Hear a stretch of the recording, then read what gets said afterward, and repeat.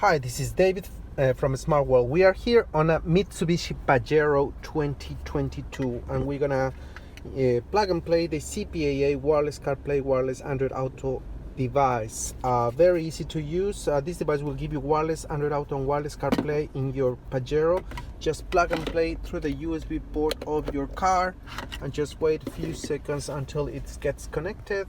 And once connected, it will automatically change to wireless CarPlay or wireless Android Auto. We're gonna test right now wireless CarPlay.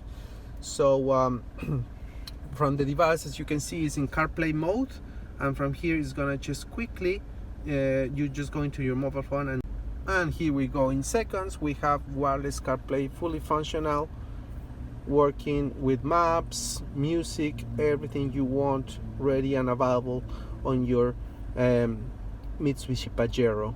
So amazing, easy. You don't have to worry about having to plug your cable in your car. It just works. So if you want to find more about the CPAA wireless CarPlay wireless Android Auto on Mitsubishi or more products for Mitsubishi, go to www.smartworldcompany.com or subscribe to this channel.